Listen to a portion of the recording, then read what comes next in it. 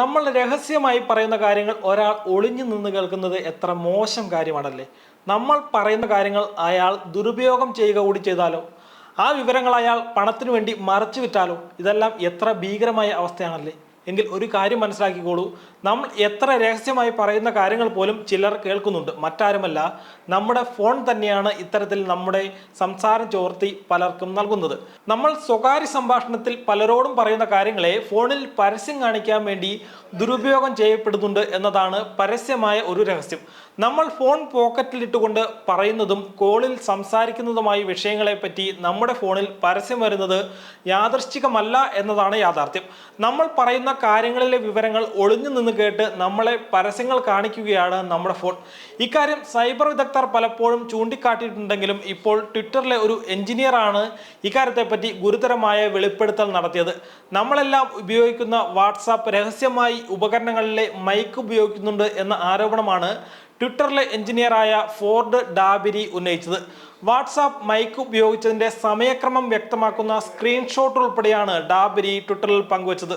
താൻ ഉറങ്ങുന്ന സമയത്ത് വാട്സാപ്പ് പശ്ചാത്തലത്തിൽ തന്റെ മൈക്രോഫോൺ ഉപയോഗിക്കുന്നുണ്ട് എന്ന് ഡാബിരി ആരോപിക്കുന്നു. രാവിലെ 4:20-നും 6:53-നും ഇടയിൽ വാട്സാപ്പ് ആപ്ലിക്കേഷൻ തന്റെ ഫോണിലെ മൈക്രോഫോൺ ഉപയോഗിച്ചതിന്റെ ടൈം ലൈനാണ് ഡാബിരി പങ്കുവച്ചത്. അതേസമയം ഈ ട്വീറ്റിനോട് പ്രതികരിച്ച ട്വിറ്റർ മേധാവി ഇലോൺ മസ്ക് വാട്സാപ്പിനെ വിശ്വസിക്കാൻ പറ്റില്ല എന്ന് അഭിപ്രായപ്പെട്ടു. അതേസമയം സംഭവത്തിൽ വാട്സാപ്പ് അടിയന്തരമായി ഇടപെട്ടു. പരാതി ഉന്നയിച്ച ആളുമായി ആശയവിനിമയം നടത്തിയിരുന്നു എന്ന് വാട്സാപ്പ് ട്വീറ്റ് ചെയ്തു. ഇത് ആൻഡ്രോയിഡ് OS-ലുണ്ടായ സാങ്കേതിക പ്രശ്നം അഥവാ ബഗ് ആണെന്നാണ് വാട്സാപ്പ് ന്യായീകരിച്ചത്. പ്രൈവസി ഡാഷ്ബോർഡിൽ വിവരങ്ങൾ തെറ്റായി കാണിച്ചതാണ് ഇതെന്നും ഗൂഗിൾ പിക്സൽ ഫോൺ ആണ് ഗൂഗിൾ എഞ്ചിനീയർ ഉപയോഗിക്കുന്നതെന്നും സംഭവം അന്വേഷിക്കാൻ ഗൂഗിളിനോട് ആവശ്യപ്പെട്ടിട്ടുണ്ട് എന്നും വാട്സാപ്പ് പറഞ്ഞു. മൈക്രോഫോൺ സെറ്റിംഗ്സിന്റെ സമ്പൂർണ്ണ നിയന്ത്രണം ഉപഭോക്താവിനാണെന്നും വാട്സാപ്പിന് മൈക്ക് ഉപയോഗിക്കാൻ അനുവാദം നൽകിയിട്ടുണ്ടെങ്കിൽ ശബ്ദം റെക്കോർഡ് ചെയ്യുന്നതിനും വോയിസ് അല്ലെങ്കിൽ വീഡിയോ കോളുകൾക്കും വേണ്ടി മാത്രമാണ് മൈക്ക് ഉപയോഗിക്കുന്നതെന്നും വാട്സാപ്പ് വ്യക്തമാക്കി. അതേസമയം നിരവധി ഉപഭോക്താക്കൾ ഇതേ പ്രശ്നം നേരിടുന്നുണ്ട് എന്ന് കമന്റ് ചെയ്യുന്നുണ്ട്. ആഗോളതലത്തിൽ ഏറ്റവും കൂടുതൽ ഉപഭോക്താക്കളുള്ള മെസ്സേജിംഗ് ആപ്ലിക്കേഷനാണ് WhatsApp. End to end encryption ഉൾപ്പെടെയുള്ള സംവിധാനങ്ങൾ വാട്സാപ്പ് സന്ദേശങ്ങളുടെ സുരക്ഷയ്ക്കായി നൽകിയിട്ടുമുണ്ട്. മുൻപ് ഉപഭോക്താക്കളുടെ വിവരങ്ങൾ മറ്റ് കമ്പനികളുമായി പങ്കുവയ്ക്കും എന്ന പ്രൈവസി പോളിസി വ്യവസ്ഥ വലിയ വിവാദങ്ങൾക്കിടയാക്കിയിരുന്നു.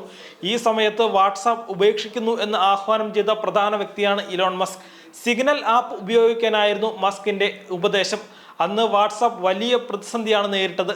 ട്വിറ്റർ എഞ്ചിനീയറായ ഫോർഡ് ഡാബിരിയുടെ പുതിയ വെളിപ്പെടുത്തൽ വാട്സാപ്പിനെ ഏത് തരത്തിലാണ് ബാധിക്കുക എന്ന് ഇനി കണ്ടറിയാം.